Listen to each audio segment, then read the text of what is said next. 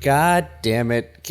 Adam, have you gotten in touch with him yet? I tried his cell phone. I tried his landline. I tried his Palm Pilot. I tried his BlackBerry. I tried the iPad that he makes people WhatsApp call him on. I tried everything. Have you tried his Plenty of Fish? Plenty of Fish? Yeah, I can't believe that's the one he's on. I think it looks like he deactivated his Grindr account after we were sending him all those messages, and now he moved over. I guess, to Plenty of Fish. And he's expanding. Earlier this week, I was trying him on eHarmony. I was trying him on OkCupid, but I guess he's moved over to POF now. It's a shame because that's like the worst one, but I think that's why he went to it. It's not the worst one. The worst one is Very Few Fish. Oh, okay. I didn't know that one. Well, I mean, because most of them migrated to Plenty of Fish. Yeah, Plenty of Fish used to be. Well, Plenty of Fish used to be Some Fish. And then Mike got in there, and now it's Plenty of Fish. Where the hell could he be? I don't know. Where in the world? Well, do you think Kalanji's coming back? I guess Kalanji is back. I guess he bought another episode of Everybody Loves Raymond. Another $2. Okay, let me open the door. Oh, you're not Kalanji. God. Hey guys, I got a card. Here you go. I'm back. Hey. Doggone it, we love you. What? No bones about it. No cash. Says it right there. Says right there. No, I don't. Listen. Where have you been? And why is it signed Mike E? All right, listen. Did you spell your name wrong again? It's been a rough week. All right. So, listen, I assume because it was a national headlines that you guys heard about the Flat Earth riots at the storage facility that South used to be my house. Yep. Yeah. We thought that might have something to do with you, but we weren't sure. Yeah, you see, okay. So as you know, my favorite band recently, been on a big kick of them recently, is Daft Punk. Right. I decided, hey, this Flat Earth party needs some Daft Punk in it. I play some Daft Punk. They were not a fan of the song Around the World. And so, yeah, that's what kicked it off. They thought I was a traitor. They started rebelling. They started fighting. They started doing all this crap. And they got very violent. They got very, very violent. Yeah, they toppled our Statue of Liberty into the sea. They toppled the Statue of Liberty? Our Statue of Liberty. I explained this last week. You weren't here, but yeah, I wasn't around. In very brief, regular Statue of Liberty. If that's a nesting doll, then the Las Vegas one is the one inside of that, and then our one is the one inside of the Las Vegas one. We don't need to talk anymore about nesting dolls. But Yeah. No. Yeah, they toppled it into the sea. That's awful. Yeah. And I was saying, hey, listen, guys, I agree with you, but also I was trying to have a conversation with them and say, hey, wait a second, this isn't really, what. First of all, it's not what the song is about, but second of all, this is how you react to people with different ideas.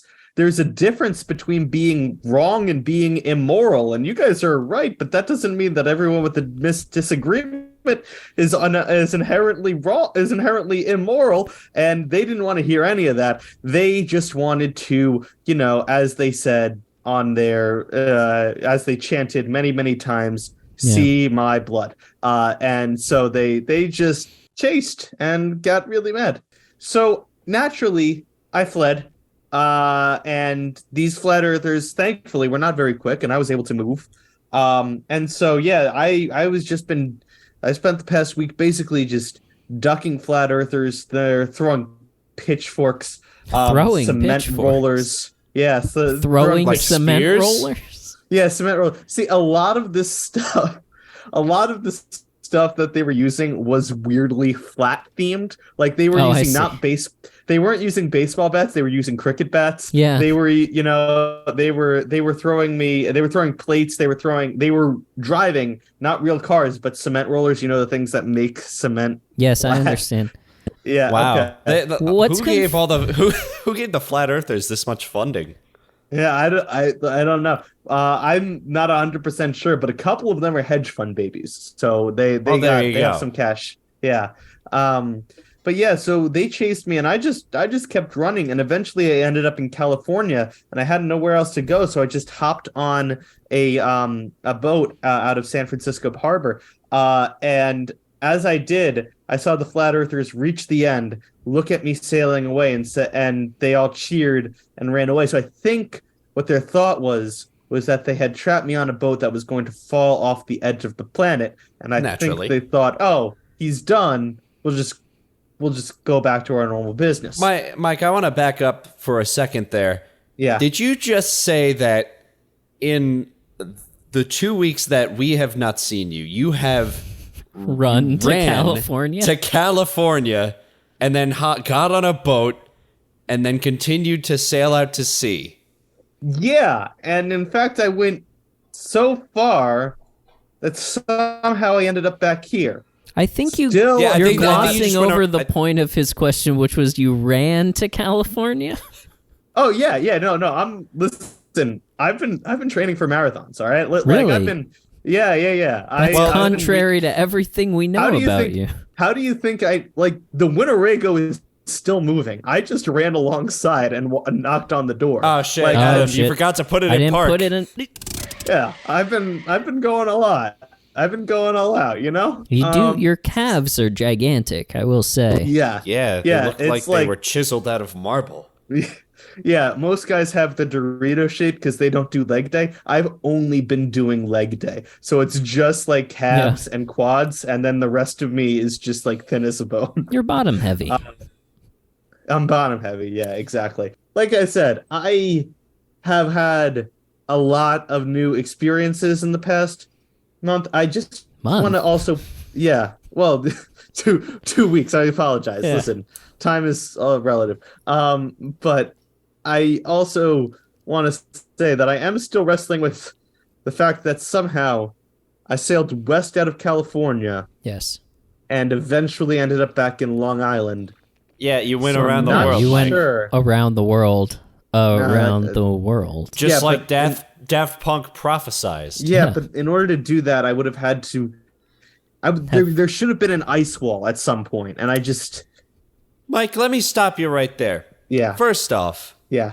this is Everybody Loves Raymond. I'm Alex. The other one who is sounding like a not insane person is Adam Rudy, Hello. and our friend who has returned to us is Mike E. I just wanted to reassure you that this is in fact a podcast about the show Everybody Loves Raymond. Now back to the flat Earth stuff. Yeah. Sorry. Yes.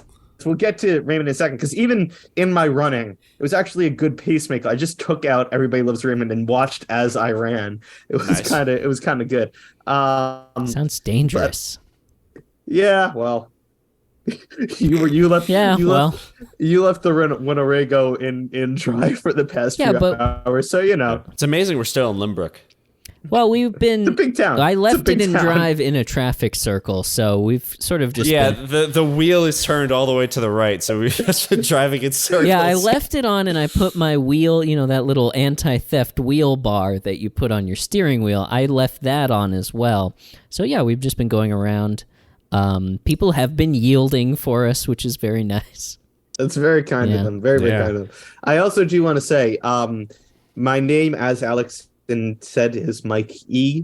I did get involved when I landed back in the States. They were waiting for me, which was weird, but I found some people in law enforcement that handed me a new identity and said, hey, you were the witness to the Flat Earth riots, and we're going to protect you. So, yeah, they told me I have to change my name, and so my name is it's now Mike E. Usually Well, they I'm glad- they don't make you. They make you change your whole name, not just the last letter of your or the first letter of your last name.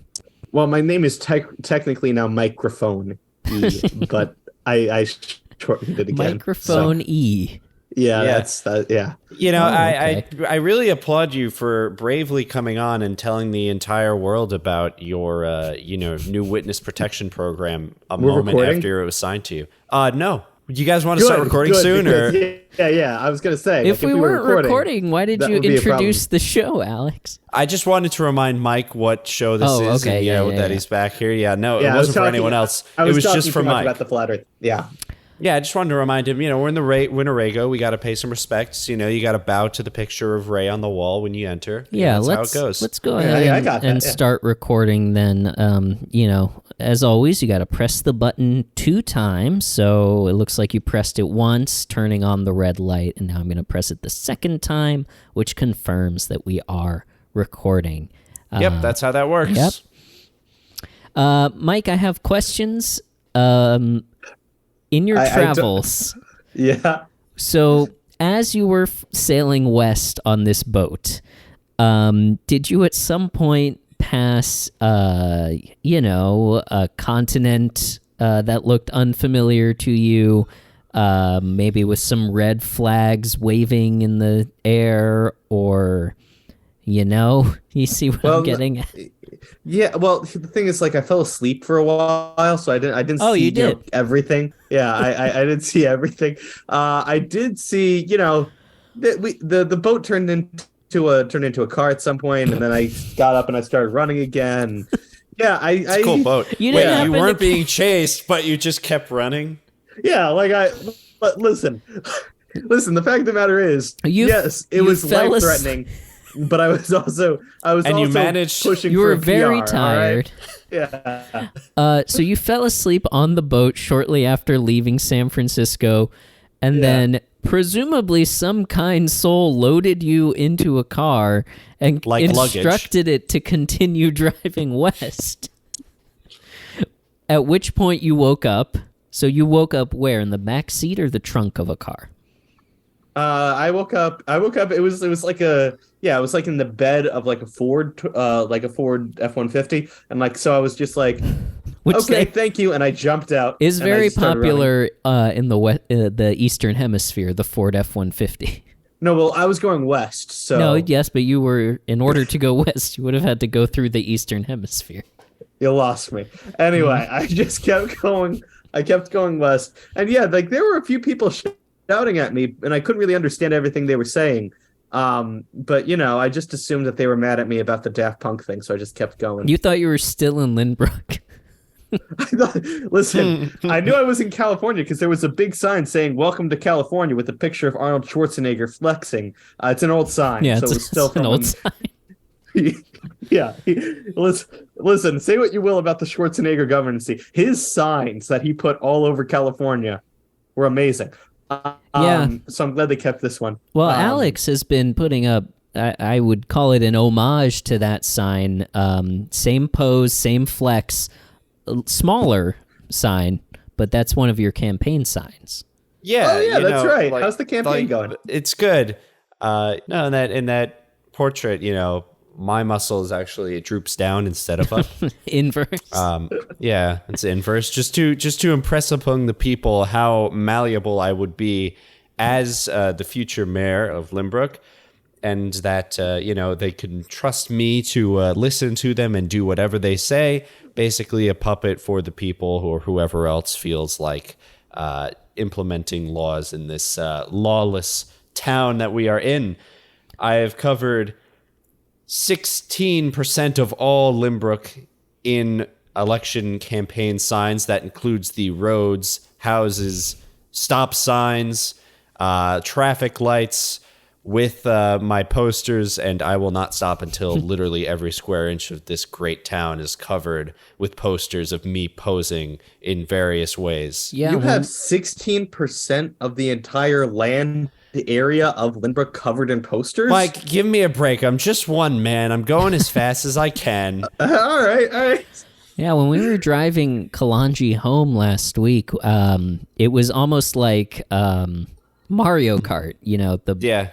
running into the little cubes, except the cubes were signs of you, flexing, squatting. You can almost, and people have been doing this, I've seen it, is groups of people will jog down the sidewalk and they're calling it the Alex workout, where you flex, then you jog a little bit and you squat. And it's nice of you to do this. You've left like campaign branded kettlebells along the sidewalk for people to do next to that one. And I will say the constituency in this town, or at least the supporters of your campaign, they're getting buff. What can I say? A swole Lynbrook is a happy Lynbrook. Yeah, you know what? I gotta say, you got like as I walked around, you're running the fitness campaign. This is Yes. going great. This is awesome. That is actually my second column, my second pillar of my election promise. Like my first one being that I would, rebuild the town hall in the shape of Ray Romano's head. The second one is that I will get everyone jacked from the waist up to counterbalance what abomination Mike has become. That's true. Listen, there are people that want that are jealous of my calves. Not the Dorito men, but I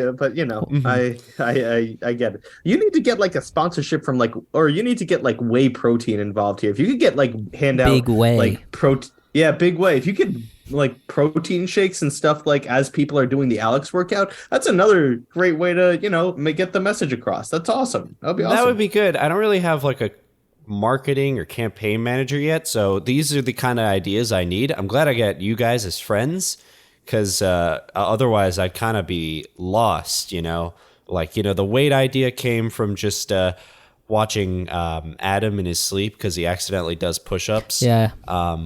And then inverse. Yeah, I pushed the air up. Inverse push-ups. Well, it works out because track. a lot of my dreams, I'm at an MC Hammer concert and I'm, raising the roof. So it makes sense. Art imitating life. So that's what gave me that idea. And Mike, obviously, when I got the idea to build the mayoral or the town hall in the shape of Raymond's head, when you said that very thing to me in confidence about your head being shaped like Raymond Romano. Yeah, I would have been totally okay if you just took the idea and then never gave me credit for it. But I'm glad that you're being honest about it. Yeah. I've been what else? I've been interviewing campaign managers, but none of them really understand my vision. Who have you been interviewing? Oh, people. Yeah. I did see you, in, I think it's the orange parking garage at Roosevelt Field Mall. You set up a little table and have just been interviewing people that have been walking into the Macy's. Yes, that is correct, because we all know that, if you can run a Macy's, you can run a government. But and if you can, the logical if you can shop in a Macy's, you can shop in a government. So yes. I was there, going to shop at a Macy's, and you flagged me, one of the many Macy's in the mall, and you flagged me down, and we talked for a good 20, 30 minutes about your campaign. Wait, did I not recognize you?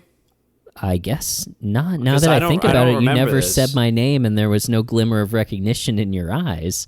Yeah, I don't know. What, did you not have your glasses on or something? You know what it was is I had done a what is that? What movie is it where it's not She's the Man, it's She's All That. I had done a She's All That earlier in the day, so I was kind of unrecognizable. It was a full makeover, contacts, my hair was fully, frosted tips, and I had found out, it was the point in the movie where I'd found out that it was all a prank.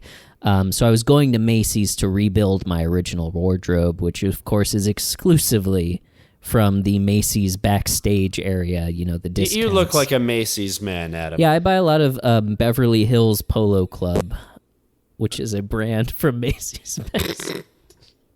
That's not even a joke. That's hilarious. So okay, long story short, I need a campaign manager, preferably someone who, is looking for a new direction in life and can kind of guide me, kind of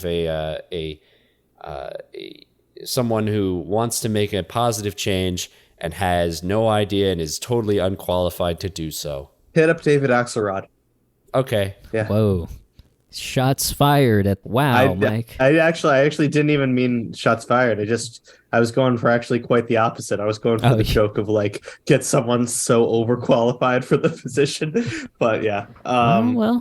Anyway, Alex, just another idea as to where you might want to take your campaign. I've noticed since being here, I've had to duck around a lot of corners because those, flat Earth rioters are still just kind of walking the streets of Limbrook, no real repercussions after destroying our Statue of Liberty and also the storage facility that was. By the way, Adam, can I take up shop in the Winnebago for a little bit? Because my apartment was destroyed by flat Earth riots. Well, I mean, It's not a part. I guess they're not the Department of Justice is not putting you up in a witness protection house somewhere. They kind of just gave me a check and said, "Figure it out." Are you sure these were actual FBI people, or They had shirts on that said FBI. did you look closely at the back? One of them did say female body. When you pulled up, did you find yourself washing ashore at some sort of boardwalk? A boardwalk? Yeah. Actually, yeah, but like I said, because they had FBI there, I assumed that it was just, they were on their break. It's, it's warm outside. It's December. You think that's the summer uniform for the FBI? I'd imagine They have a little so. fun with it. I imagine so. You can't use those letters in that order if you're not a part of the organization. That's how it goes. I find it hard to actually argue with that. I don't know what the rules are. I mean, they must. How much was the check for? $4. Why Really? even write a check? And it was like stained in pizza a little bit, but I was able to. But yeah, I mean, it's still cash. Were you able to? It did bounce. cash. It didn't bounce. It didn't bounce. Okay, yeah, because no, I it's thought good. maybe they gave you a check that they had tried to use at a pizza restaurant and it had bounced. Well, one way or another, no. You got this your one actually went $4. through. I think they just wrote it and probably dropped the check in pizza and then just handed it to me anyway. They were clearly on a lunch break, like I said. Yeah, so they changed into their fun shirts for their lunch break. Yeah. Did you have any exciting things that happened to you this week? You can move in. Just give me until the end of the week because I do have to move some stuff around. I have a lot of decorations. So as you know, I've been trying to get these two teens together, Joan Rogan and Lil Ramio. So I thought, what better way to mend fences between these two feuding RV parks than by holding a ball of sorts, a dance. Luckily, I made a deal with the person who owns the weird little gas station in the middle of the two lanes of the Belt Parkway. And, this guy, by the way, is loaded. He's charging $7 a gallon for unleaded. And he was like, sure, he told me, if you want this dance to go on, all weekend long, if you want this to be a total rave, fine by me. I could close for a year, go off, summer in Spain, and I would be fine. So that's a little bit of the economics of that Gulf station. But I said, no, that'd be fine. But I just need it for the night. Just trying to get a dance, get these teenagers to fall in love, maybe reconcile these two RV parks. He said, sure. And I haven't talked to him since then. But we took a vote, two RV parks. They both wanted Enchantment Under the Sea. So that's what we did. We had it last night. We had the Enchantment Under the Sea dance for the two RV parks. Did it go well? That's awesome. Did it go well? It started great. It started really good, and oh no. Well, it started great, so I guess that's all that we need to discuss there, right? I mean, if you don't want to hear about the unfortunate things that happened, then yeah, we can stop. We can. Oh, what happened? What were the unfortunate things that happened? Because of the ongoing feud between the Idlewild Pines and the Upright Citizens Brigade Improv Theater Memorial RV Park, I had everybody show up masquerade style. So everyone was wearing masks, but it was a convenient cover. I got Ramio and Joniette together. Adam, you have to clarify. Is this 2020 masks or masquerade mask? Both. So tops and bottoms. Oh, okay. So just the whole face, the whole shebang. Yeah, everyone was like Spider-Man, covered all the way. Yes, like Spider-Man. Yeah, tops and bottoms, but I was able to get, good cover. Nobody recognizing anybody. I got Ramio and Joni it together. They did a dance to Earth Angel. But of course the guitarist broke his hand, so another guy had to come out. And he played this. I don't know what this guy was playing. I mean, we were not fans of it. Did the crowd not really like his music? But did he say that their kids are gonna love it? Yeah, that's what happened. Oh. Yeah, I was right there. That's this is interesting. But apparently stuff is happening with this new sound. I mean, all I know, because I could hear. I was backstage. I could hear. Somebody was looking for this, and they found it. Here it is. Glad for them. But they got to dance to Earth Angel, and it was, really nice. But the doors burst open of this Gulf station, and guess who walks in? Who walks in? KOA. And she is pissed.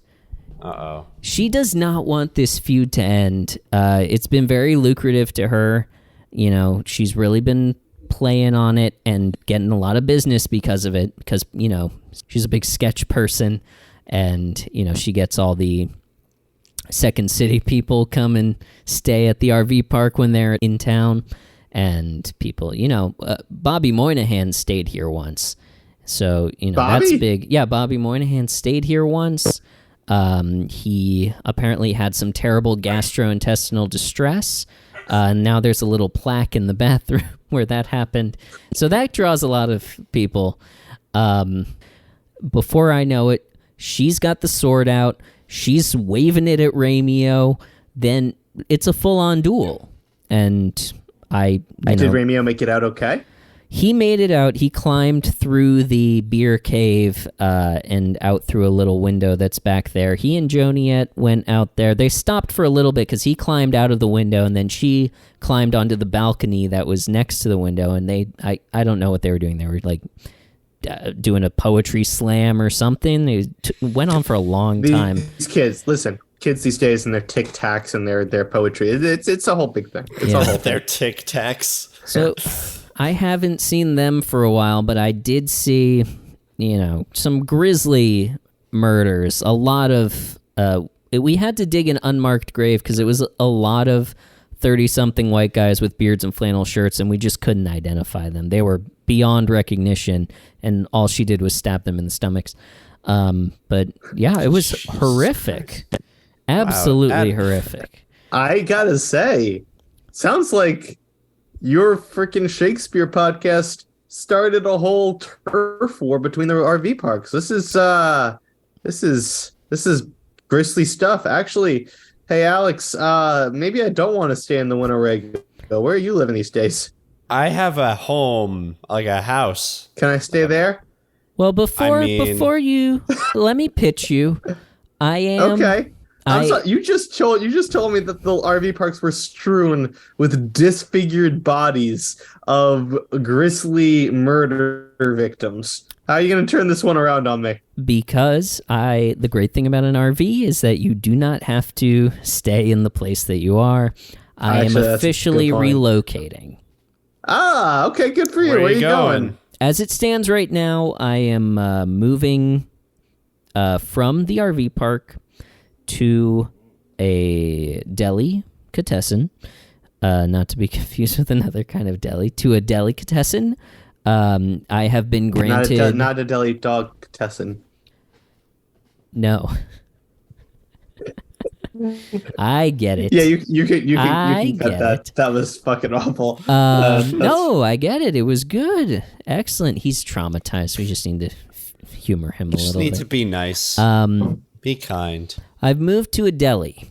I made a deal with the deli owner. So, you got to give a little to get a little. He is letting me park behind the deli in exchange for dumpster privileges.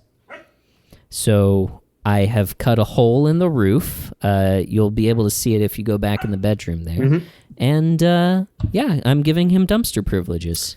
Mike, you can stay in my You know what guest I was room. gonna say. I mean, I wasn't gonna push the issue but it sounds like I'd be a little bit more comfortable in there if I'm being honest with you. All right. I guess if you don't want some old cured meat raining down on you in the night. Don't worry, Mike will still get that at my place. Oh, no. Oh, yeah. Oh, boy. So I guess we've covered everything. We've covered where you've been. We've covered where Alex is going, and we've covered what I've done. So let's go ahead and move on to the episode. This is Everybody Loves Raymond. It's the only scene-by-scene, We swear, breakdown of every episode of Everybody Loves Raymond in the world. And we will break down Season 2, Episode 6. It's called Anniversary, right after this. Go location. It's called Circus Tent. Ooh, I'll get to use my calliope sounds. Circus your Tent. calliope sounds. Alex, thanks so much for bringing me to the circus. Oh, this is awesome. You know, Mike, you know how much I love the circus. You know how much that's, a part of my character. I love the circus. Yeah. Here we are at the circus. Who doesn't? Oh, wow, look at those. Look at those. Oh, I want peanuts. I want It's the peanuts. peanut Dog. guy. Mike, should we get peanuts? Cold I want beer, Hey, warm guy, you beer. have peanuts. Peanuts. Peanut guy. Here you Peanuts. go, you little boy. Here's Thank a you. fresh peanut. And What do we owe you? Well, funny you ask. Don't tell my superiors here at the circus. Don't tell those Ringling brothers, but I'm not taking cash anymore. No. Oh. I'm doing a little bit of a public service in exchange for nuts. You see, have you ever heard of a little podcast called Everybody Loves Raymond? It's my Wait. favorite one. Adam? What? I don't know. I'm just an old man selling nuts. I don't know anybody by that name, and this mustache is real. Oh, okay. Got him again. Well, have you heard of it? You say it's your favorite show? It's my favorite show out there. Yeah, I'm on it every week. Well, can I ask you a question? Do you No. want... Well, I'll ask the little man then. Oh, Well, ask me. I'm agreeing. Sonny, do you want more of the Barone boys? Only always. Well, then, if you want an extra episode of Everybody Loves Raymond every month, all you gotta do is go to postfund.org/donate and pay what you want. You get lifetime access to the Baroness Zonus. Wow. Wait. Pay what I want? I could pay anything? Yes, at least $1, not 99 cents. That's that for whatever reason the technology just isn't there yet. But $1 minimum, and you'll get lifetime unlimited access to monthly bonus episodes. Look, there's already 4 exclusive episodes waiting for you. Whoa. Wow. You know what? It sounds like there's a lot more coming. I'm convinced I'm gonna pay $100. Mike, can I borrow your credit card? I'm gonna pay $400. Okay. You can borrow my credit card. I'll borrow yours. Thank you. Yeah, good idea. Well, this has gone better Thank you, than I Peanut ever Guy. could have imagined. Thanks Okay, to but, you, so- fellas. What about the peanuts? Mike, you ate the peanuts. What? You ate my peanuts already? Oh shit! I'm sorry. I got so excited when you were talking about the Baroness Zonus that I just ate them all. Man, you know what? I'll tell you what. I'll pay for your next month's subscription to the Baroness Zonus. I literally just explained to you, and that's not how it works. God damn it. It's a one-time payment. Welcome back to Everybody Loves Raymond. Now is the part of the show that you're probably starting it at. It's the part where we break down scene by scene an episode of Everybody Loves Raymond, and we're doing Season 2, Episode 6. It's called Anniversary today. I'm Adam, that's Alex. Hi. And that's... I'm Alex. Yes, and that's Mike. Hey, what's up? E. Yeah. Mikey phone. Microphone E is joining That's us. my name. Yep. And if you're listening to this and you knew a man named Mike D, we assure you it is not him. That man is dead. Legally speaking, different. That man fell off the side of the earth, and you don't have to worry about him anymore. Yes, he can't hurt you anymore. Okay, so let's do our overall impressions of this episode. Let's start with Microphone. What was your overall impression of Anniversary? Generally very positive. I thought it was very well written. I thought that it explored relationships between characters in a really good and interesting way. I really enjoyed a lot of the character work. I thought the messaging was a little strange, to be honest with you. I often say that. I've said that a couple times over the past few episodes that I reviewed. But I really, really did like how they explored the relationship between Marie and Frank and the breaking up. And they started talking about how bickering is their way of relating to each other. Like, that was kind of what the point that they ended on. And like how they're arguing and stuff like that is their way of expressing that they love each other. And don't get me wrong, I do think that bickering like that and arguing like that can be a healthy part of a relationship. I am Irish. That is how I interact with most of my family members. We just argue all the time. That's not a problem. But we've seen the relationship between Frank and Marie escalate from arguing and bickering to the point where it's arguably verbally abusive. So I don't like. It was just like, it felt like they were towing the line and not acknowledging that they were towing the line. And so I don't know, maybe I'm reading too far into it. Maybe I'm not. But I thought that it was a really good episode with a weird conclusion about the relationship between Marie and Frank. Yeah. Alex? Yeah, I kind of agree with you, Mike. I think I'm gonna kind of agree with one of our negative reviews, where it's like, maybe looking at this episode in a psychoanalytical way is not the intended message from the show, where it's like, yes, it's making these messages for the sake of a laugh instead of a message, and that's the truth beyond all Raymond. Our interest is in just dissecting it in a more serious way. This episode made me feel, although kind of a little weird, just throughout the whole thing, for the reasons that Mike stated, along with just kind of just the interactions between the family members. I thought it was pretty funny, and I will clarify as we progress. Yeah. But I'd say mid-tier episode for me. Yeah. I feel the same way as both of you. Obviously, it's a terrible lesson that it's okay to be verbally abusive to your spouse if you love each other. And, I mean, one of the things that you said, Alex, that obviously the intent of this show as a whole, Raymond, not this show, is not to, it doesn't have a message in each episode. It's not trying to teach you a lesson, but by virtue of existing and by virtue of showing us these characters and, the way that this story is structured, it does impart a, subtextual message about, as long as you love each other and have been together for 40 years, this kind of behavior is okay.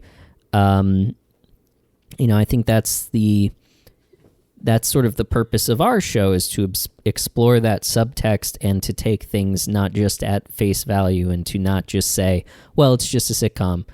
So we don't need to think about these things. And if you talk about them, you should be dragged out into the street and shot, apparently.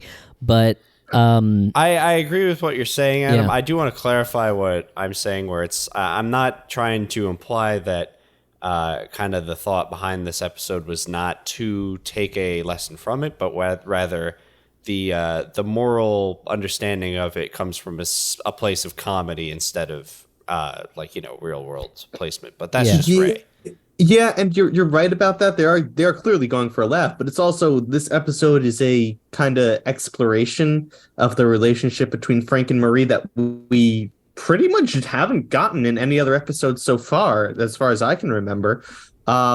So I'm kind of interested in what their the new information that we have about it, which is that like this bickering, as they call it, is a healthy part of their relationship.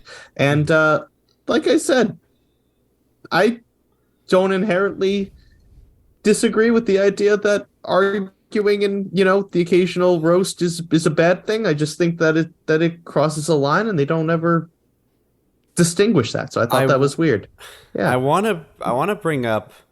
I don't know. This might be light spoilers for a future episode, but way down the line, I remember there was an episode that really stuck with me, and it had a similar-ish premise to this, or a similar moment, where Ray, I think the whole premise of the thing was that he realized like him and Deborah don't really have anything to talk about, and he catches his parents just sitting at the kitchen table saying literally nothing to each other, but are at peace, and kind of in the same way that this episode is like, oh, bickering is kind of their way of communicating.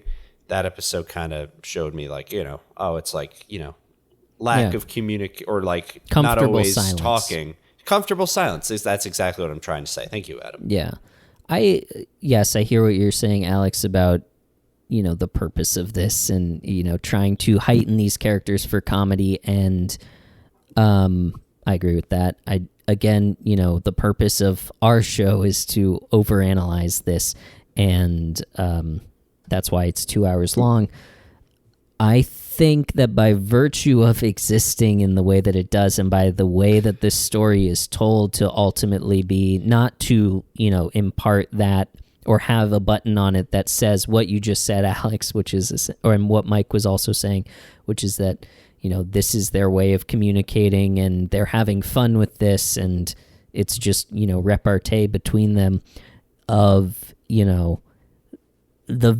they say some vitriolic stuff to each other in this episode and have done in future episodes, or have done in previous episodes and will do in future episodes. So as a, piece of media that's being put out into the world and that is being seen by people, it's worth considering what lesson that's, or what message that's imparting subliminally or subtextually. So, yes, I agree with literally everything that you guys said, but it's worth thinking about in a broader sense too. Not that we need to talk anymore about, it in that sense, but like worth mentioning, I think. I think that was excellently said, Adam. But just to wrap up my overall impression, to say, comedically, it's very strong, very funny episode, very strong premise, great flashbacks, a great choice to have, Ray and Deborah as the young Frank and Marie. But yeah, very strong episode. It's almost like I just wish that they would, turn the lights down, put a spotlight on Ray at the end, and have him talk to the camera, Secret Life of the American Teenager style, and say, if you're having trouble communicating with your spouse, you should, go to everybodylovesraymond.com and find a, family counseling resource. You so badly want a very special episode of Everybody Loves Raymond. I really do. Oh my God. I think it would be great. Want the after school special, and I don't understand it, but I admire it. Well, there's lots of lessons to be learned from this family, and, I'd just like them to, I really just want to see Ray talking to the camera, being like, I've struggled with mental health my entire life. Yeah, I could miss that. All to right. be perfectly honest with you, I could. I don't know if I need Professor Ray in my life, but not Professor Ray, Confessor Ray. Whatever. Sharing of himself. Whatever may be. All right. Let's start going through the episode then. Deborah, in our cold open, is in the living room, and Ray is singing the Itsy Bitsy Spider while walking back down the stairs. He starts off screen, and then we see him slowly walk down the stairs, clearly singing the kids, the twins, to sleep. And then he finishes the song, walks over to the couch, tells Deborah that the song is musical chloroform for the twins. But Deborah is not really interested in that because apparently Ray told the car guy that, or told her that the car was all sorted, but they just got a mechanic's bill, and told Ray that he needs to file an insurance claim for the pediatrician, and this and that, and Ray starts singing the Itsy Bitsy Spider over her, which is a dick move. So yeah. Yeah, I mean, that was a dick move, but it was funny. I related to it. It was like, yes, it was bad, it was immature, blah, blah, blah. But also, we've all had those moments where, you finally accomplish something and then the laundry list of other things that you have to do comes crashing down on you. I don't know. I thought that was my whole life. Yeah.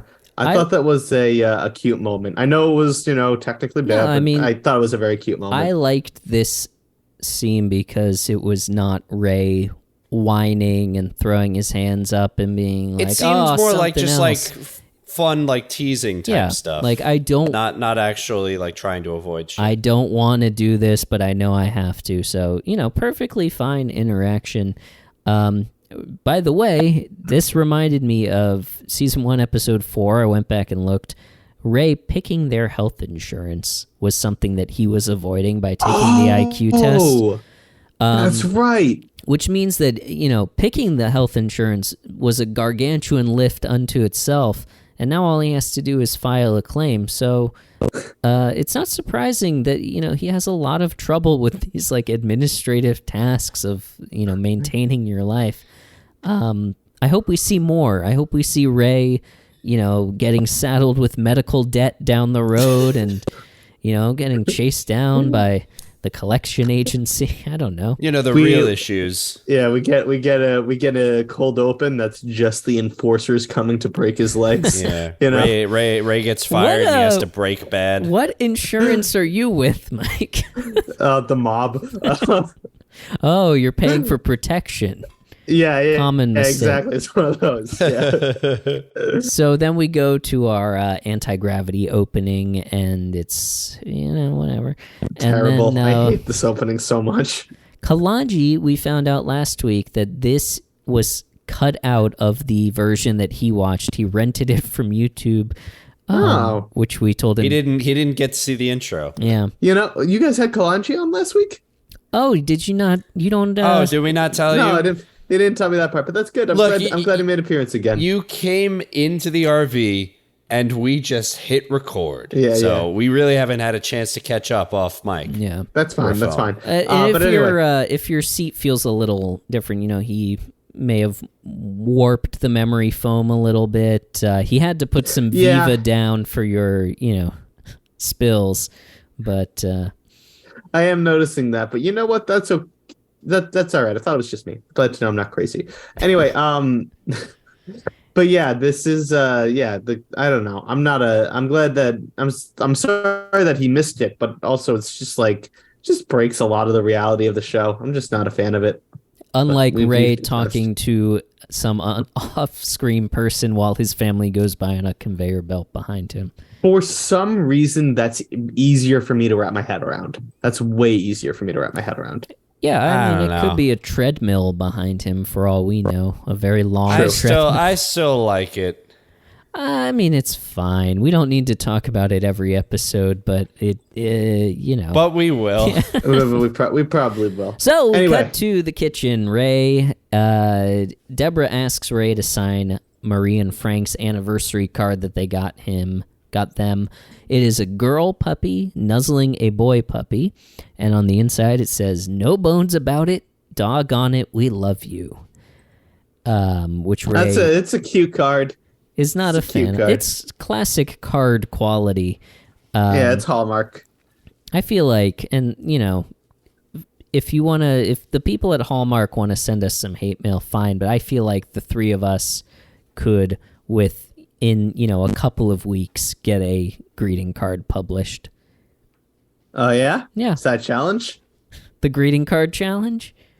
I think we should. Greeting card challenge. We could do it. Yeah. Let's do that and put it on Instagram. And send us your greeting cards ideas. Yeah, send us your greeting cards. And we'll make them. We'll make our greeting cards. We'll sell them. Hey, we'll put them in. I don't know if we can do a greeting card, actually, but we could. Yeah, it's a fine card.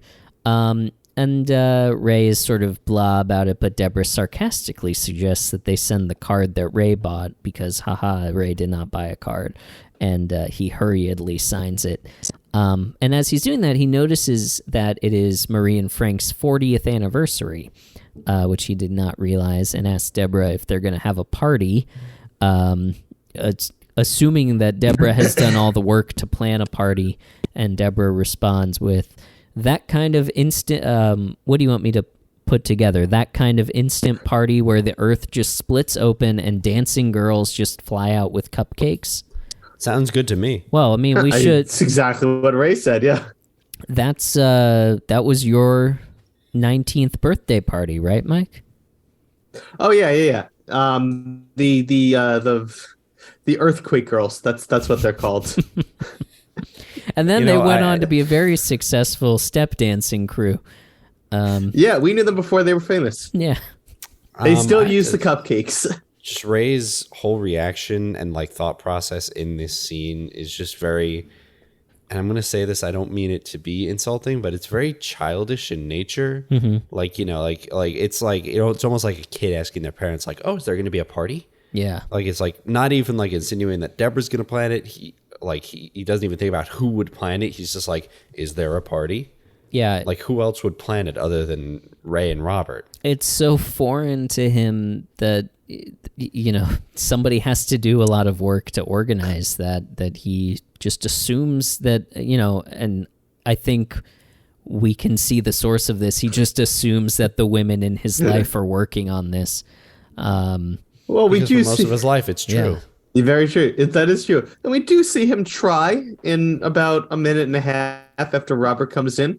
And we can see that, it's pretty pitiful. I think that I don't know why this made me laugh. I thought it was hilarious. Don't get me wrong. Yeah. So Deborah says that Ray should throw the party, but Ray says parties are her department. And then Robert enters, as you mentioned. He's there to return some ointment, and he says, I don't know what happened to the applicator. But Ray, as Robert comes in, Ray tells him that Deborah won't throw the party for the 40th anniversary, and she says that Ray and Robert should just do it if they feel, so guilty about not having a party, they should plan it. And so they try to do that very pathetically.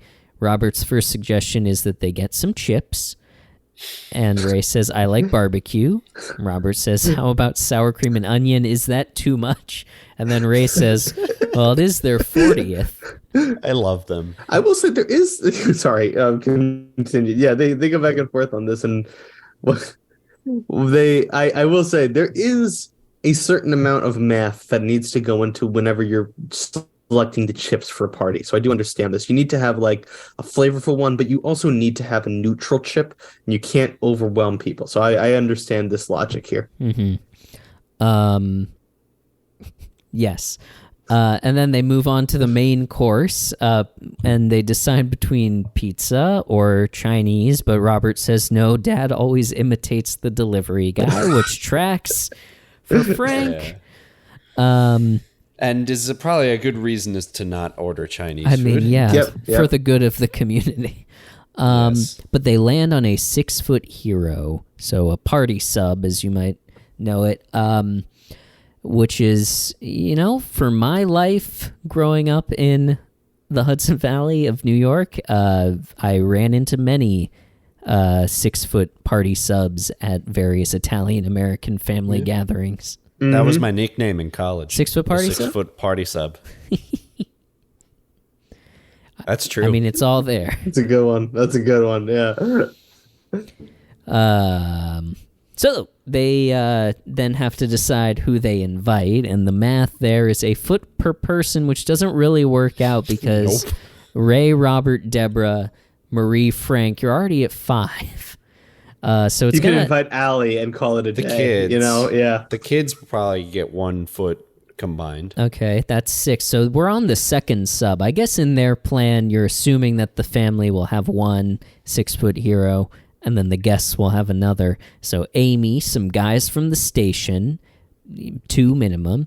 Kevin and Andy were at 5. 1 more guest. So that's their plan. But And at this point, Deborah freaks out and is Yeah. like, I can't let this she go can't on take morally. it anymore. She Yeah. makes them a real Yeah. guest list, which has Lee and Stan, who I think have been mentioned before, but we hear about them a lot throughout the show. Albert and Lucy are also on the list. I don't know if we ever hear about them again.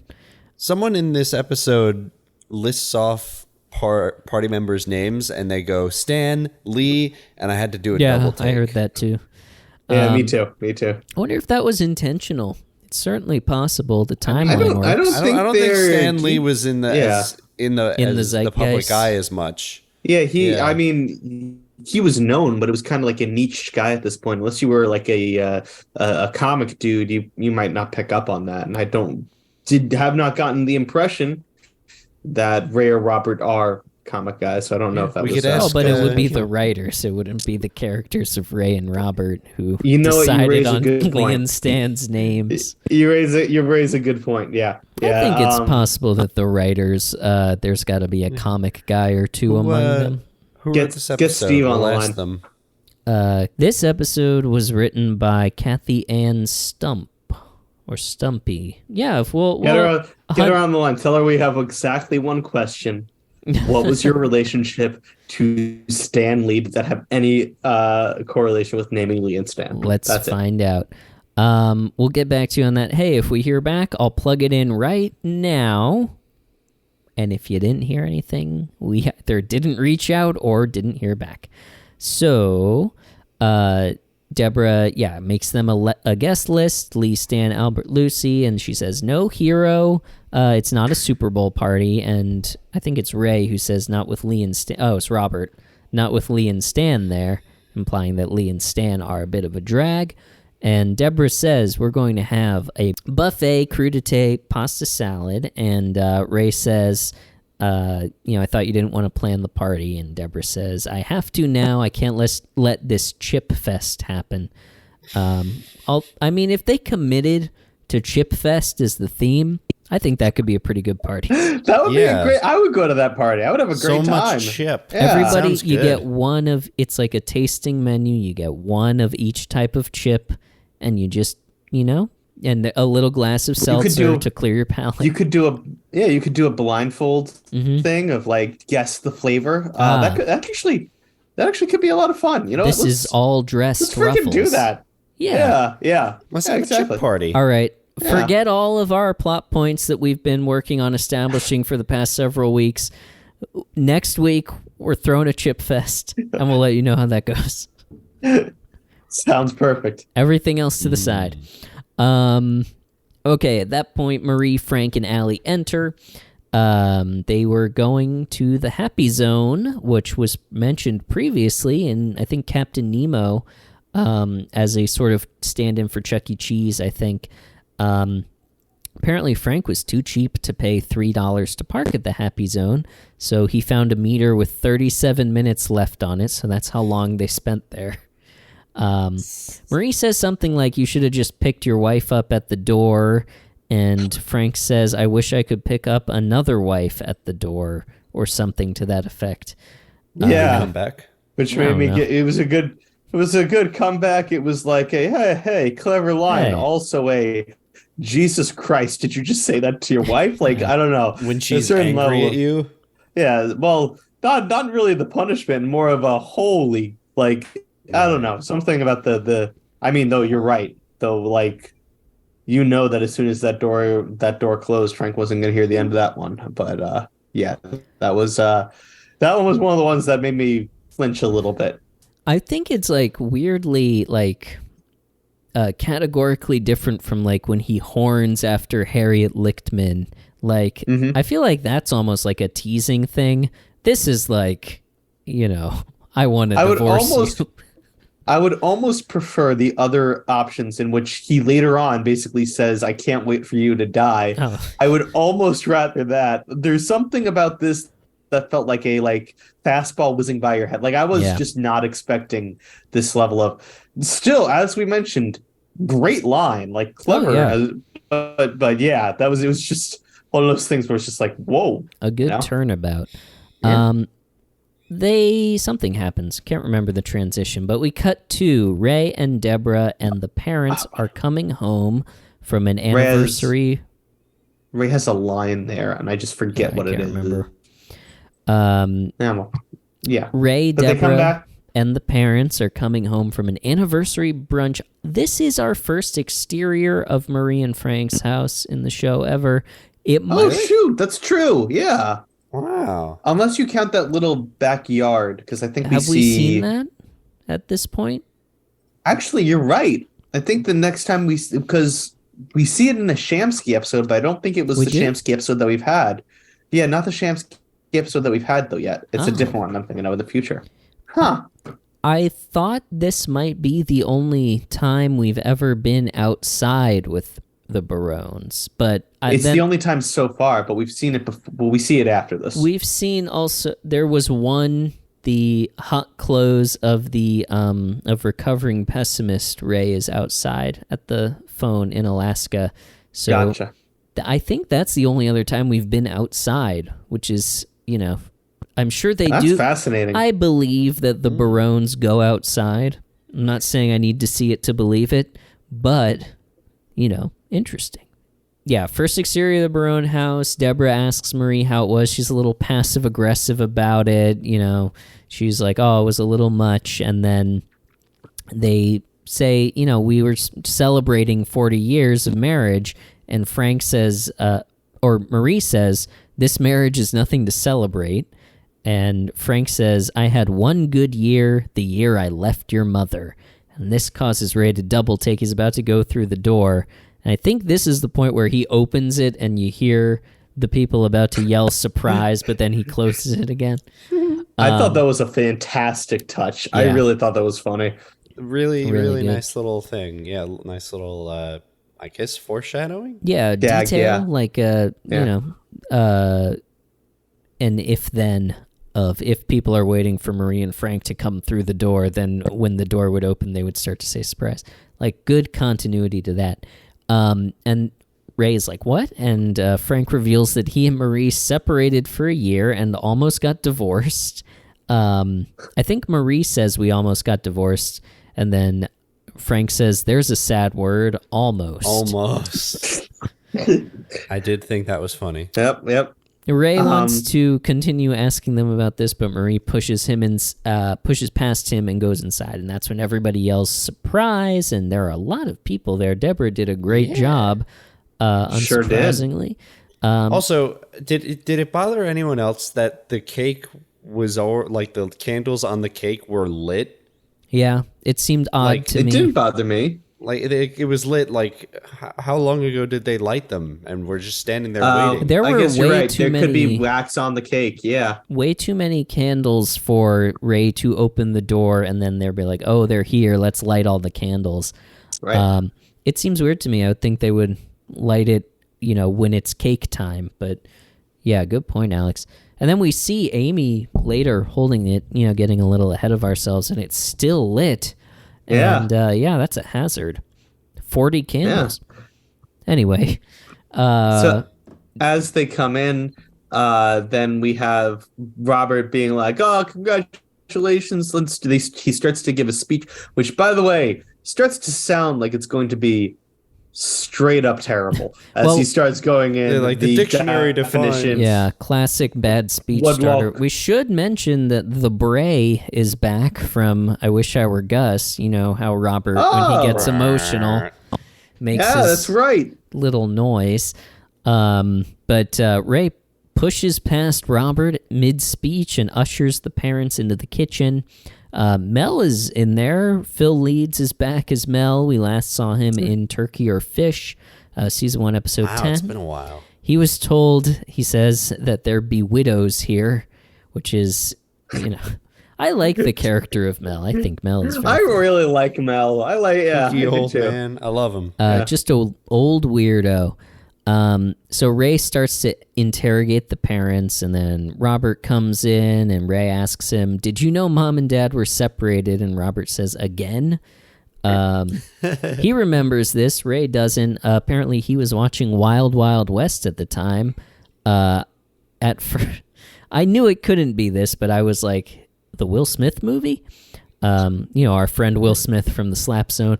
But no, that one. He's referring to the 1965 to 1969 TV series, The Wild Wild West. Two Secret Service agents equipped with a wide array of gizmos work for the government in the Old West. It's 104 episodes, 4 seasons. Starred Robert Conrad and Ross Martin. So that's The Wild Wild West. And then at that point, Amy comes in with the big cake and the lit candles, but Ray pushes her out as well. People are very pushy in this episode. Ray in particular is, yeah. But Amy has a funny line of, he's like, not now. And she just like looks at him in deadpans. It's getting very hot. And then leaves. So Marie starts to tell the story. She says, we were, young couple. We were just like you and Deborah. And then we go to freaks him out. Yeah. We go to our flashback. We've got young Ray and young Robert sitting on the couch. What's interesting that I'm just realizing is like the living room looks exactly the same, which obviously is expedient. Was a cool detail. But to think that Marie and Frank wouldn't have redecorated in 30 years. Checks out. So let's talk about... Because Marie decorated and Frank is too lazy to change. Yeah. So we've got young Ray and we've got young Robert. Young Ray is played by Daniel Henson. This was his first ever role as an actor, and he went on to appear in Being John Malkovich, Stuart Little 2, and an episode of ER.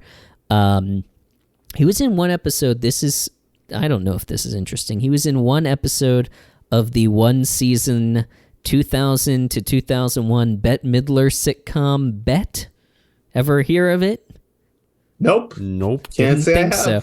But what's interesting is Fred Stoller, who will eventually play Gerard on this show, and Fred Willard, who will eventually play Amy's dad, were both on Bet for episodes. Connections. Wow, okay, that's interesting. So that means look at that. 3 people, Daniel Henson included, who appeared on Everybody Loves Raymond, appeared on Bet. Who would have thunkin'? Is it possible that Bet is in the Raymond verse? Who knows? I'd have to watch Bet. Let's do 18, I believe it is, Baroness episodes where we rewatch Bet. Sounds fantastic. You'll have to subscribe. Just to pick up the minor side characters that make cameo appearances in Raymond. You'll have to subscribe to the Baroness Zonus for that one.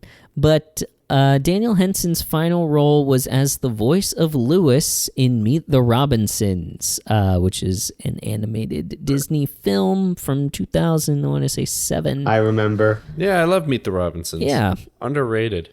So that's his last role, 2007, 2008. And then, look, I tried for 30 minutes to find any information about what happened to Daniel Henson. All I know is that his Rotten Tomatoes biography is in the past tense. So I don't know. Oh, no, that's not a good sign. I'm hoping that he just left the business and retreated from public life, which, if so, good for him.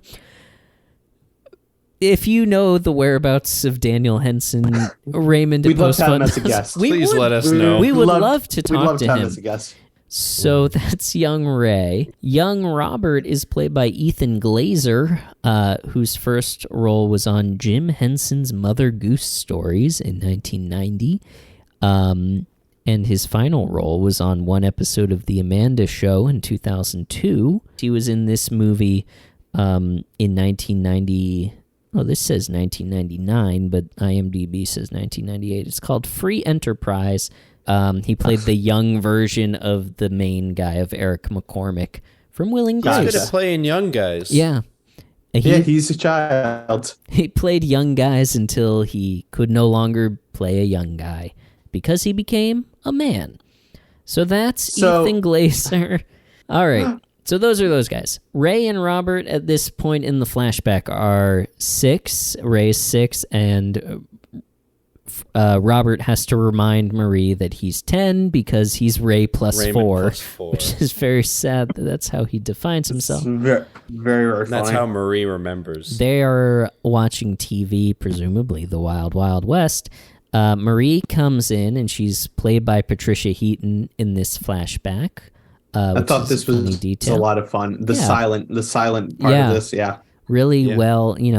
This show is good at physical comedy, so this was. They are indeed. Especially, we'll get to the very strong physical comedy piece. Marie explains in voiceover that she'd been cooking all day, and Frank was taking his sweet time coming down to dinner. Then Frank comes in, played by Ray, in a bald cap. Looks pretty good. And before he even tasted a bite, Marie says he sits down for dinner at a tray table in front of the TV. Before he even tasted a bite, he had the nerve to ask her for salt. I don't remember what Frank is responding to her in voiceover. He said something like, it needed flavor. Yeah. Or something like that. And Marie says it had flavor. It had like oregano and basil and paprika, which is not how I've ever heard that word pronounced. Paprika. Same. Yeah. Paprika. Regional differences, dialects, etc. Maybe if you were born in the Depression, they called it paprika, and then if you were born afterwards, they didn't. Yeah, they got to say everything faster in the Depression. I gotta say, so anyway, this leads to the fight. Yes. That eventually leads Frank to leave. Marie throws him out. He flips the table. Thought it was a really good, really, really funny moment when he disappears into the kitchen and takes the salt with him. I thought that was really freaking funny. Yeah, that was good. But I gotta say, I was like, I'm happy it wasn't more serious, but I'm also like, after all of the things that we heard, well, Marie, that's kind of like, and you kind of have like tipping points. Yeah. In, like things like this. Yeah, it's like, you're right. It's not about the salt. It's just everything that's led up to it. And then after all that, to Marie, Frank has the gall to ask for salt, and to Frank, Marie has the gall to tell him how to eat his food. Yeah. Yeah. If I recall, there's an episode later on where Frank salting the food factors in a big way. But I don't remember any of the details beyond that. So look forward to that. Frank, that ends the flashback. Frank flipping the tray table, storming out of the house with salt in hand, held aloft, no less. I got it. Yeah. And then the flashback is interrupted with Mel. He opens the little cut-through window. What is that called? I don't know. The screen window, yeah. I don't know what it's called. He says, "Champagne for everybody. I met my bride." And he points at Ray and says, "And you thought I was gay." So that's a callback to 22, so 10, 12, we're on 6, to 18 episodes ago, where Mel's running character trait is that everyone thinks he's gay, or Mel is overly defensive about being gay. I don't know. Mm-hmm. Mel's weird. Mel's a weird man. So Frank says, he's tired of this discussion. He says, "Give me a break." Takes some cheese out of his pocket, and Deborah says, "I hope that cheese was from this party," which, again, a funny, weird detail about Frank. Storing cheese in his pocket. But Marie and Frank reveal that they only got back together because Ray broke his arm, and they go back to the flashback of Ray and Robert on the couch. This time Ray's wearing a cast. A lot of signatures on that cast. Very popular young man. Or it's all Marie. Well, everybody loves Raymond. Oh, yeah, that's true. But Frank comes by to check on Ray, and he gives Ray a horse, which prompts young Robert to throw his hands in the air. And then Marie, in voiceover, explains how she saw how sweet he was with Raymond, and she liked that. So she comes in and, as a peace offering, gives him a sandwich, and she offers him the salt. This is the very funny physical piece. She offers him the salt, and Frank, trying to be good, reconciler, holds up his hand, no salt, but Marie is insistent, and eventually it ends with her pouring salt on that sandwich and forcing it Forcibly on dumping him. it. Yeah. Yeah. Until While he's trying desperately to cover it up. Yeah. until he's able to just cover it with his hands. Yeah. I want to double back for a second Yeah. to what you said about Robert when Frank brought the horse in. He kind of threw his hands up in the air. We should say this is a tiny toy horse. This is not a live, full adult horse. Oh, correct. Yes, it's Sure, a small, sure. like, little plastic horse.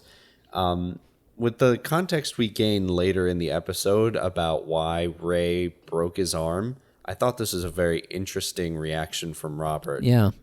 It's interesting. Looking back at it. Yeah, that's a good note. Let's put a pin in that until we get to that part, because it does recontextualize it when we find out how Ray broke his arm. But back in the present, Deborah, trying to wrap this conflict up, says, "Look, Ray, there wouldn't be a 40th if it wasn't for you breaking your arm. They wouldn't have gotten back together." But the parents leave and go back to the party, and then Ray asks Robert if, this whole thing bothers him, and, we get a little classic Robert action of, he's like, we all turned out okay, as he chins a chip. I wanted to point out that this is an actual bag of Lay's. It's not like the TV fake bag of No, it's real Lay's. off-brand. Yeah, so Maybe I almost called them they, Ray's. Maybe they had a deal like they do with a certain ginger ale With the old CD. the old CD. So yeah, I guess Lay's also dropped some promotional consideration provided by dollars here. But Ray tells Deborah, Robert leaves, and Ray tells Deborah that he doesn't like that they got back together just because of him, particularly because they could have met other people and not currently be screaming at each other. Deborah brushes this off, and Marie opens the little cut-through window to say that apparently the guests are dipping their cups into the punch bowl because there's no ladle. She has the very passive-aggressive line of, "Is that how you intended it?"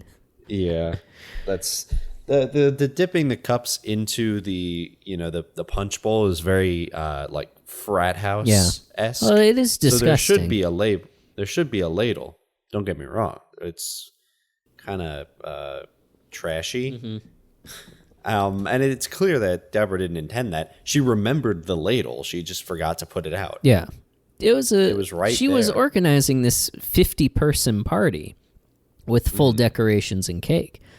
And then Marie probably saw that and kind of saw an opportunity to pounce at her. And to usual. change the subject from her own, personal life. Typical diversion tactic. But we cut from the party to back at Ray and Deborah's house. Ray is by himself in the kitchen. It is late at night. He's eating a bread bowl full of spinach dip. And Deborah comes down. He can't sleep. He still feels guilty that his parents stayed together just for him. And he's worried that he and Deborah will end up like that. I liked this being the conflict.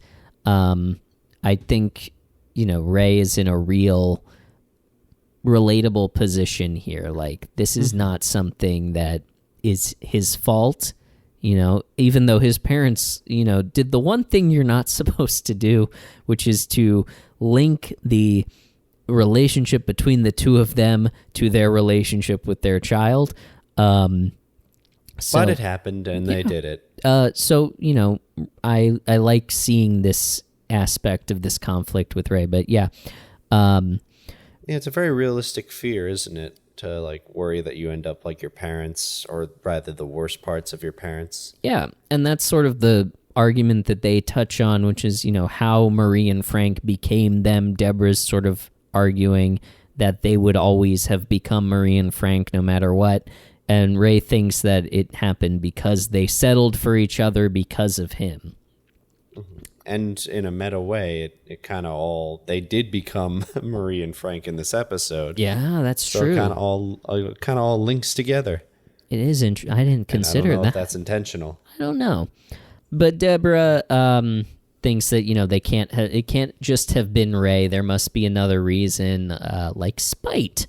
And, which also could be the case, given what we know about Marie and Frank. But no, very reasonable. all Deborah knows is that they love each other, and she says, "Isn't that enough?" And Ray, it's a relatable response that he gives of, acknowledging that, but also still not ready to let go of this feeling of dread, I guess, existential dread, that this is going to happen to them, by following up with, "If you want to put all your eggs in that basket." Relatable. Like, I feel that. I feel like his logical brain knows that Marie and Frank are not necessarily Ray and Deborah, and that Ray and Deborah love each other, and as long as they keep the focus on that, they'll be okay. But he's feeling these feelings, and he still needs to process them, and one of the ways that Ray does that is through humor. So, yeah, I get that. So he humors. And, that's an excellent point. So from there, we cut to Marie. She's pouring orange juice for Frank in their kitchen, and they're talking about one of the guests at the party, Maxine. Apparently, Frank asked her how the loony bin was, and Marie corrects him by saying, it's a mental health facility. Frank says she laughed, and Marie says, well, she laughs at everything. She's out of her mind. So working both sides of the street there. Ray enters. They barely notice him. They're still arguing about what happened at the party. Apparently, Frank unbuckled his pants. Frank doesn't think it's a huge deal because Lee and Stan and who else? Somebody else. Oh, and Maxine were the only people who noticed or were there, and Maxine thought it was hilarious. And he then turns on to criticize Marie's dancing, and in very extreme ways. I mean, your wife's dancing, man. Oh, Chris has Marie's dancing. Yeah. This is one of those things where I thought, like, it started out with the joke, like, haha, you're bad at dancing, ha, I don't want to dance with you, and then it just kind of escalated and escalated and escalated to the point where it was funny to watch, but it was also like, I'm not sure if I'm watching a married couple or a Jeff Ross roast. You know what I mean? Like, there was, it escalates past the point of, I don't want to say realism because everyone's different, and this very much could be someone's relationship. Yeah, it can be real. It could be real. Ray interrupts them at this point, and he says, "Don't you hear yourselves?" And Frank responds with, "Why are you yelling? We're having a or maybe Marie. One of them responds with, "Why are you yelling? We're having a conversation." Yep. This is so normalized to them they don't even realize. Ray says, "This is bickering," and Frank says, "Don't tell us what to do." And then he turns to Marie and says, "Next time you want to dance, give me advance notice so I can kill myself." Which that's where the line crosses. That's my line. Yeah, that's my line of the episode. It's so fucking funny. But Marie has a good response. She says, "Good, I'll dance on your grave." Yeah, they get some good 1-2s there. They get some good 1-2s. That is funny. Listen, say what you will about Marie and funny. Frank. Maybe not the healthiest marriage, one of the funniest marriages. Oh yeah, absolutely. Well, thinking about it as the viewer, very funny. The joke construction is great. The callback is great. Like, really good for the viewer. In universe, which is where we always get concerned. It's very frightening. If your father told your mother that seeing her dance makes him want to kill himself, you would find Couples that therapy. A little troubling. Sure. And then from that, there's a seamless transition of asking if he wants eggs. This is so normalized for them that they don't even notice. But Ray then goes into the living room where Robert is watching TV. You can't ignore the parallels the way that Robert's life has not changed at all in 30 years. He's sitting at the same spot on the couch, too. Even though Ray's not true. there. In many ways, it's a very depressing image, but comfortable or whatever. Robert's watching TV, and Ray asks him if Marie and Frank are happy, the way that they are. And Robert says yes, otherwise living here would be very stressful. So it's fairly normalized for Robert, too. Yeah, and he barely even notices it. And he does, but yeah, it's different. Yeah, Ray himself probably didn't really notice it until the issue of this episode came up. Or until he moved out and, saw other types of relationships where, that too. It hadn't been so normalized for him. And Ray comes to the realization that, it wasn't just his arm. This is how Marie and Frank communicate, which is its own ball of wax that we've touched on. But he says, it wasn't just my arm. And Robert says, oh, well, I've been meaning to talk to you about that. And he has Ray sit down, and he says, well, you didn't just fall off your bike. And we flash back to young Ray is on the couch, and young Robert comes from the hallway, sneaks behind the couch with Ray's bike, which he's taken the wheel off of or loosened the wheel on as sort of a sabotage. And in voiceover, Robert says, Dad had been away so long, I figured he'd come home sooner if you had a little accident. And Ray... It's just such a mafia thing to say. Yeah. As he's dragging this bike through the living room, while Ray watches TV, the bike is falling apart at the seams. The wheel falls off. He gets it through the door. The handlebars fall. Yeah. It's just a mess. And I thought that was absolutely hilarious. Apparently, Ray flipped over the handlebars. He says, I could have been killed. And Robert says, well, I thought of that. Then Dad would have come to the funeral. I mean, it's just sociopaths all the way down, Mm-hmm. On the one hand, yes. On the other hand, it does show an honest how much Robert loves his dad. Yes. I thought that was kind of sweet. Yeah. Yes, Robert really loves his dad so much. He loves his dad so much he would kill his brother. I mean, you also have a 40-year barrier to joke about it. Yeah, that's true. Obviously Ray didn't die. Yeah. So let's hope that Robert is having a little fun here and didn't actually, nearly murder his brother. Scene ends, but we continue it in the hot clothes. Ray and Robert are still on the couch, and Ray is just quizzing Robert about his various childhood traumas. How about that time I fell off the treehouse? That was Ray. Bunk bed collapsing, that was Robert, Robert. I hope Ray was on the top bunk when it collapsed. I mean, I don't know. Ray was probably you think he got flat worse? Stanley? Would it be better to flat Stanley or risk breaking your neck? Like neither is a good option there. That's true. Yeah. Dart in the leg was Robert, but it was an accident. Hamster dying was God. And then the time I almost drowned, Robert asks, Lake or ocean? Lake or ocean? Lake? That was Ray. That was you. Oh, boy. The implication there is I gotta so great. I gotta say, this is probably my favorite hot close so far. Yeah. This is almost without a doubt my favorite hot close. The joke of the show. You get the beats, like the right number of beats here. These specific examples are really good. It's a super solid hot close. Ties the episode together. Isn't just Very, kind very of well. random. Very nice. Let's Very nice. turn to our classic barometer now, because that's the episode, and it's time to wrap it up by rating Rail on it.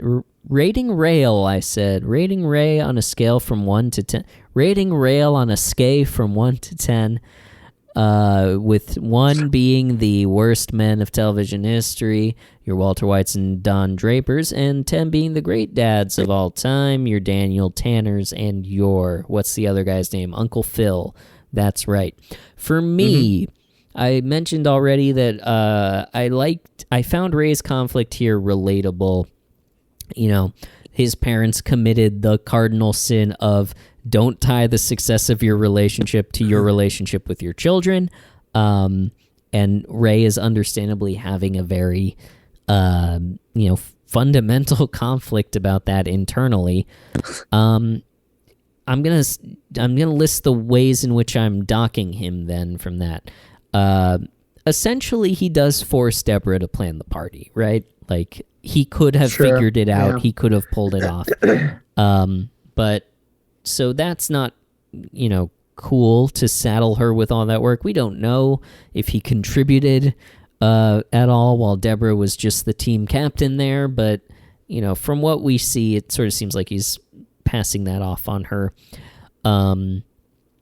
As far as, he's also kind of a dick at the party. I understand that he's having a bit of a crisis, but he's very rude to Amy, who is not, I don't think their relationship is there yet. She's his brother's girlfriend of like 6 months. I don't know if they're there yet. But other than that, he makes honest attempts to understand and to meet his parents in the middle. So I don't really fault him on there. He's trying to understand why and how they can resolve and what this means for him. So I think I'm going to give him 6.5. All right. Mike. All right. I'll go really quick. I'm going to give him a 6. Similar reasons that you stated. This one wasn't really about Ray, so it's hard as we've discussed before, when it's not really about Ray, it's hard to say for sure. But I'm going to give him a 6. Relatable conflict. I think he wanted to do good. I think he did do a lot of good, but also, let's be real, he left Amy holding the cake for way too long. Bit of a jerk. Yeah. Not a great friend, not a great pal. So yeah, 6.5. Alex. Oh, I'm sorry, 6. 6 for me. Yeah, I'm kind of flying where you guys are. The biggest thing for me was just how much of a dick he was at this party. Specifically, the part of the episode where I kind of like mentally said, all right, I'm taking him down for that. That is just like taking his parents away from the party that he had Deborah set up for them, like immediately after. Like, of course, we understand what he just witnessed and that he wants to get to the bottom of it. But it's like, Ray just could not read the room. Now is not the time. There is a lot of people here and you do not want to air out this laundry right now. Yeah. And kind of understanding those social cues is a huge part of being a part of a family, and just kind of being able to, know the right place and time to talk about it. And even though it's tough to not talk about things like that right away, sometimes that's the best thing you can do. Like you guys said, really relatable conflict. I think Ray kind of addressed his concerns very cleanly near the end of the episode, kind of looked, inward a little bit, which I thought was good. I'm going to agree with Mike. I'm giving him a 6. All right.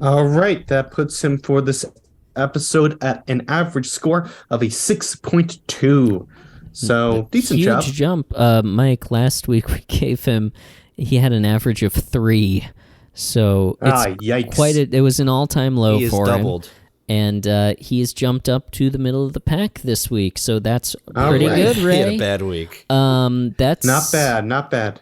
That means that's it for us. We will be continuing with season 2, episode 7. I don't think I've ever promised that we will be continuing this, but you should know. We'll be back. We'll be back next week with season 2, episode 7, barring any more riots or murders. So we will see you then. What else do I say at the end? So nothing. Mike says it. Thank you guys so much for joining us. Make sure you check out the Baroness Zonus. Send your own donation, however much you wanna send our way to get those 4 exclusive episodes. But until next week, until you join us in the Baroness Zonus, we just have one last thing to say, our classic sign off, and that is everybody loves Raymond, and we love